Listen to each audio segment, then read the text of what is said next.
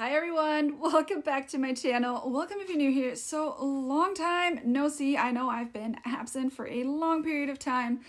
Lots of stuff going on in my life and I'm still in the middle of renovating my office, which is why I am filming here. So I apologize for the lighting not being good, but I am finally making a video that is crazy overdue. So today we are going to be talking about robotic affirming, which is definitely something that I like to do. There's ways that I kind of tweak it. I've talked about it before, that the voicemail method that I'm not really sure if anybody's ever talked about it before or not, but it's kind of the way that I manifest. Like I kind of mix robotic affirming with the voicemail method, but I am going to make a separate video about that. So today I just want to talk about robotic affirming because I find even if you are not someone who likes to affirm or is just weary about it, if that makes sense, I find that if you're in a place where nothing else has worked for you, or you're in a time crunch, or you just want to feel more in control and more in power, I find that robotic affirming is really a great way to go, and using it has definitely helped me get out of like funky spaces and situations.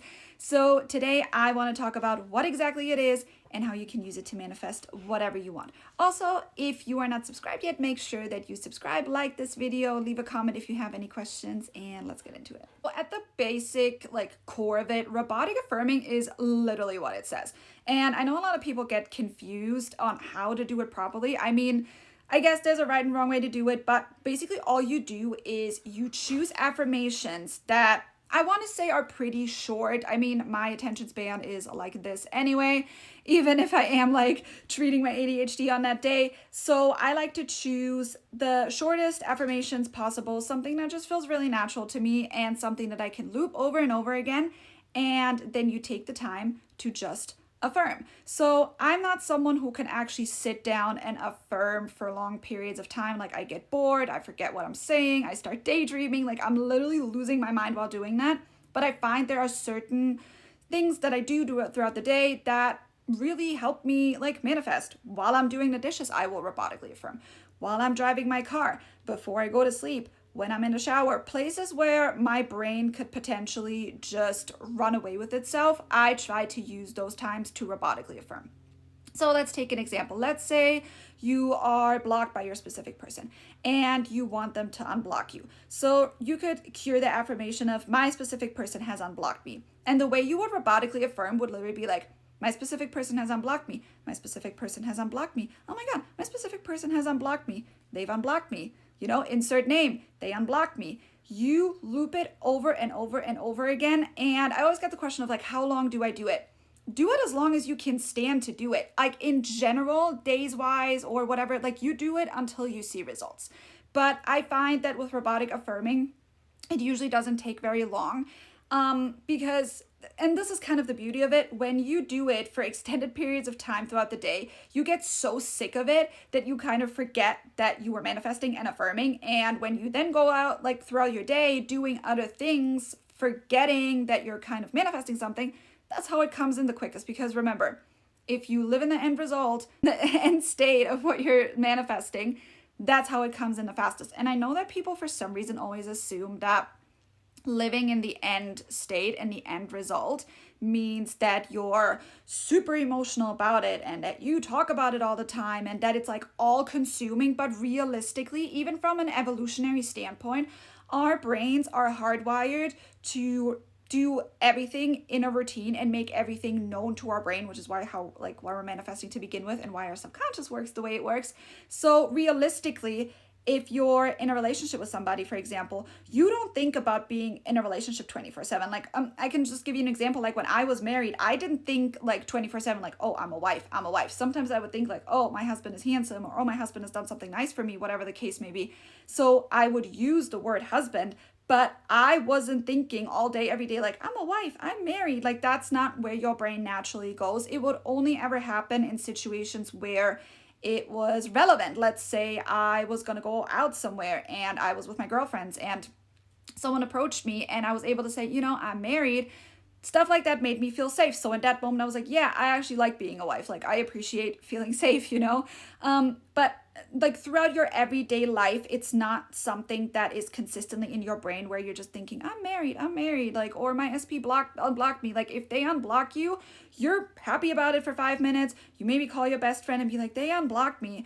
But then you either continue manifesting something else, you reach out to them, you have them reach out to you, like whatever the case may be. Yeah, you can be happy about it, but you're not gonna have your entire day consumed by it. So I think robotic affirming is great for kind of getting yourself out of that state. So in the beginning, are you maybe going to be a little bit obsessive about it? Sure. I mean, it's normal, but it will also help you get into the end state a hell of a lot faster. So I don't think there's like a right or wrong. If you are someone who just wants to affirm like 10 minutes a day, then do that. If you are someone who wants to affirm all day, every day, then you can also do that. Again, there's no right or wrong. You need to feel good about yourself. I've made a video about this before about how to manifest correctly if you are neurodivergent.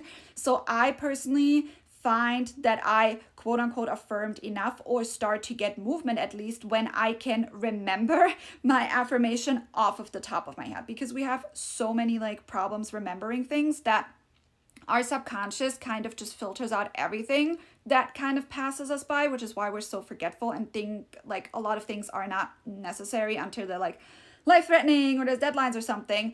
But I think the biggest tip that I can give you is the way you would learn vocabulary in school is kind of the way you should go about manifesting, especially if you're neurodivergent, because the second you can remember it, your subconscious has stored it, because your conscious just doesn't care enough to actually keep it in, which is why you might have to affirm more often in the beginning. But in the long run, you will have it a lot easier because your subconscious stores it a lot faster. So again, you can do robotic affirming like whenever you want. You can also use several affirmations back to back if you want. Technically, you could even create a story, but I don't find that to be very helpful because robotic affirming is meant for you to really just be laser focused on your goal and have one affirmation or at least a couple affirmations that kind of encompasses it.